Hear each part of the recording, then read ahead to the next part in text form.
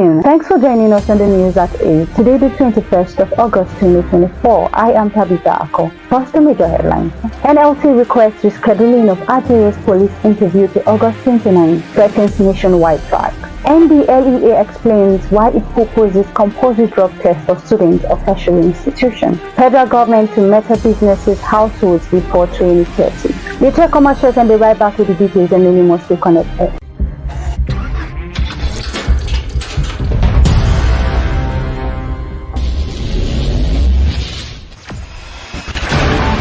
Experience the smooth and strong feeling that consistently surpasses expectation. Leading the way in high-performance lubricants, Master Supermoto Oil is as durable as titanium. Welcome back. Now on the details. A 60-year-old Imo widow, Mrs. Josephine Nweze, has urged Nigerians, government and non-governmental organizations, faith-based groups and individuals to support her in offsetting the cost of burying her two sons, Chisimdi Peter Nweze, 32, and Chimizi Nweze, 30, who died in a space of 3 days. The distraught widow, who had single-handedly raised the two sons, along with their sister identified as Amarachi Nweze after losing her husband, Joseph Nweze, about 15 years ago, said the pain of losing her two grown-up sons is unbearable. Narrating to ABN TV the circumstances surrounding the painful death of her sons, Mrs. Nweze, who spoke through her only surviving daughter, said her first son, Chisimdi, has been very sick since last year. Rivers State Governor Sir Similayi Kubura has said that he is still a member of the People's Democratic Party, PDP. The governor made the reaffirmation when a delegation of the Board of Trustees of the PDP led by the chairman, Senator Adolphus Wabara, visited him at the government house in Port Harcourt on Tuesday. The Court of Appeal in Abuja has ordered former Kogi State Governor Yahaya Bello to present himself for arraignment. The court gave the verdict on Tuesday while also restraining the embattled governor from taking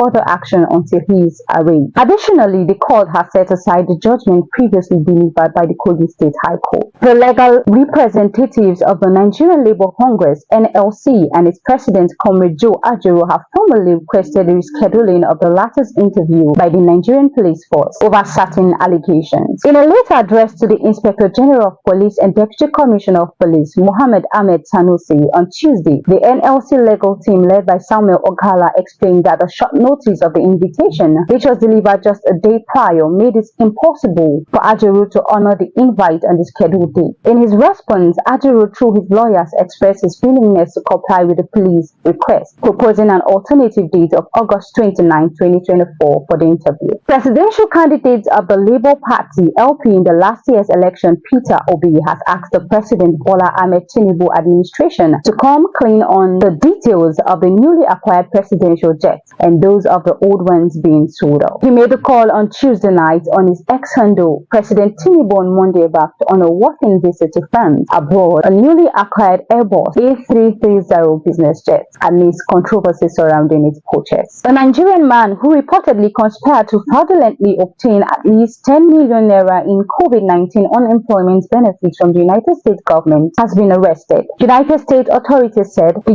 U.S. Attorney's Office, District of Massachusetts, disclosed this in a statement on Tuesday, saying that the Nigerian with the name Yomi Jones Olayeye, aka Sabi, from Lagos State was arrested on August 13th. Olayeye was nabbed upon arriving at John F. Kennedy International Airport in New York. The National Drug Law Enforcement Agency (NDLEA) has explained why the Anti-Narcotics Agency is proposing a drug test for students of tertiary institutions. On Tuesday, NDLEA Director of Media and Advocacy Femi Babafemi, who spoke on Channels Television's Morning Brief, said that the agency is treating drugs as a public health issue and not a criminal offense. The Minister of Power, Adebayo Adelabo, says President Tinubu proposes all businesses, households, others to be metered in the next 5 years. Adelabo said this when he paid a visit to MBH Power, a metal factory in Mobi, Ogun State. The minister said Tinubu is not pleased with the country's 8 million metering gap and has directed that the situation be reversed in 5 years. He said the ministry has identified poor liquidity as another major issue in the sector,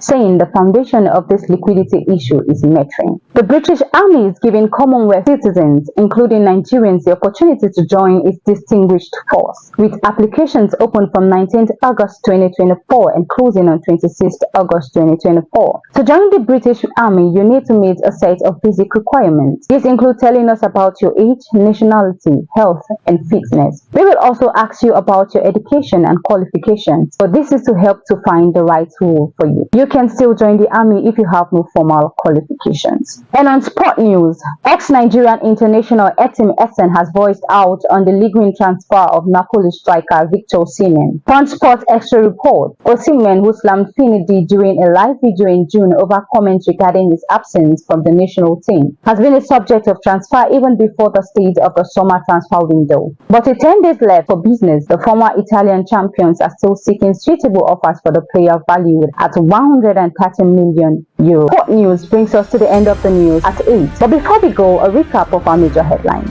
NLC requests rescheduling of Aguero's police interview to August 29, threatens nationwide strike. NDLEA explains why it proposes compulsory drug tests for students of tertiary institutions. Federal government to meter businesses' households before 2030. For this and many more, log on to our website at www.abntv.com.ng. You can download our all-in-one app, ABN Radio Full Edition, on Google Play Store. You have a pleasant night rest. I am Tabitha Akko.